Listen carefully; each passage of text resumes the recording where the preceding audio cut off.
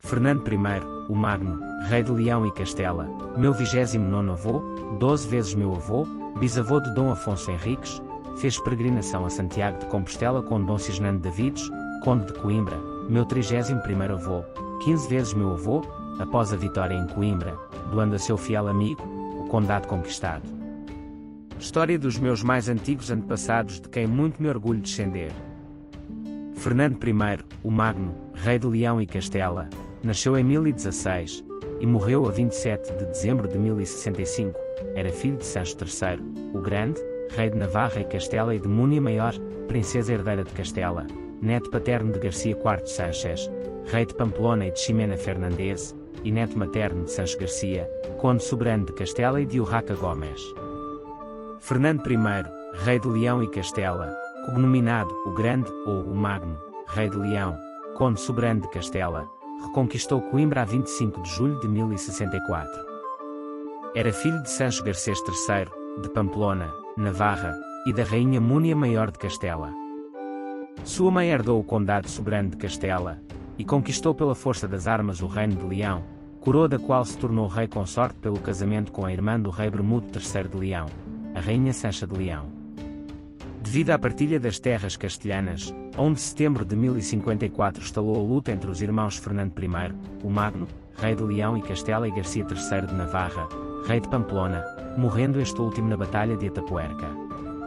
A 20 de janeiro de 1064 parte para Santiago de Compostela, em peregrinação para pedir a intercessão de Santiago para o cerco, que iria efetuar em Coimbra correr bem. Nesta viagem, parte com a sua esposa Sancha, os bispos de Santiago, Lugo, Mondomedo e Dom Cisnando Davides, conde de Coimbra, meu 31º avô, 15 vezes meu avô, este último do Porto, para além dos abades de Celanova e Guimarães, para além de outras personagens notáveis. Depois de um cerco de 6 meses, rendidos pela fome, as tropas de Almanzor rendem-se a 25 de julho de 1064. Antes reconquistar Lamego, Ceia, Viseu e todas as terras até Coimbra, se bem que muitos núcleos de cristãos se mantivessem sob o precário domínio moro.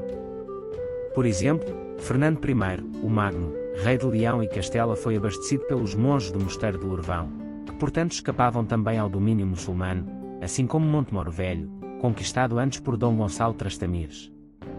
O governo de todas estas terras reconquistadas a sul do Douro, centrado em Coimbra, foi dado a Dom Cisnando Davides, um moçárabe, senhor de metade das vilas de Tentugal e de Cantanhede, que herdara de seus pais, e que viria a ser genro do conde rebelde de Portugal, Dom Nuno Mendes de Portugal. Com o título Alvazir ou Oazir, aparecendo também como Consul ou Conde. Dom Cisnando governou de 1064 até à sua morte em 1091, pelos reis de Leão, todas as terras cristãs a sul do Douro, que grosso modo correspondiam ao anterior condado de Coimbra, embora na realidade a sua situação fosse de chefe absoluto, como a do El Cid em Valência, ao ponto de ter sido ele que escolheu o bispo de Coimbra.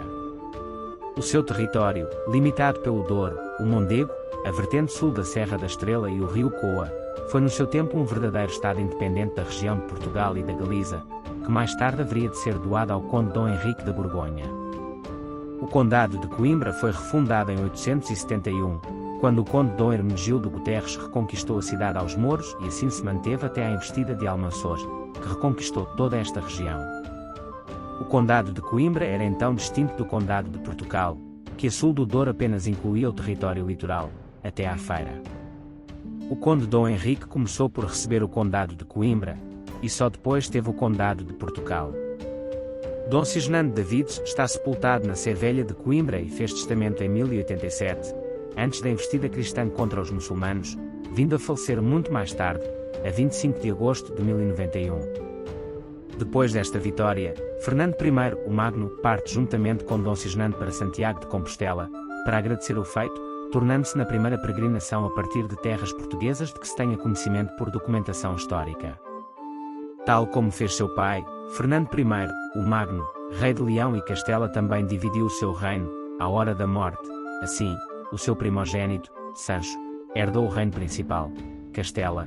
O resto dos seus domínios foi repartido por Afonso, Leão, Garcia, Galiza, e ainda Elvira e Urraca, a quem deixou a posse de 2 mosteiros. Fernando I, o Magno, rei de Leão e Castela, faleceu dia 27 de dezembro de 1065. Família e descendência.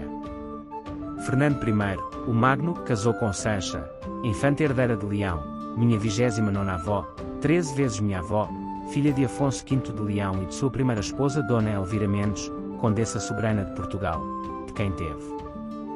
Urraca de Zamora, infanta de Leão, também conhecida por Urraca de Leão, recebeu de seu pai o cálice sagrado, conhecido como o cálice de Dona Urraca, foi freira. Sancho II de Leão e Castela. Elvira.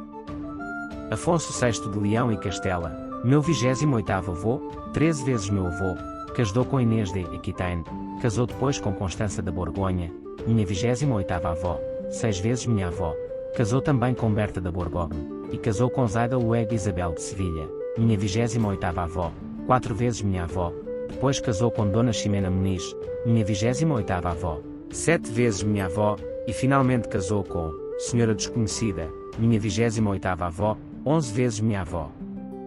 Garcia II da Galiza.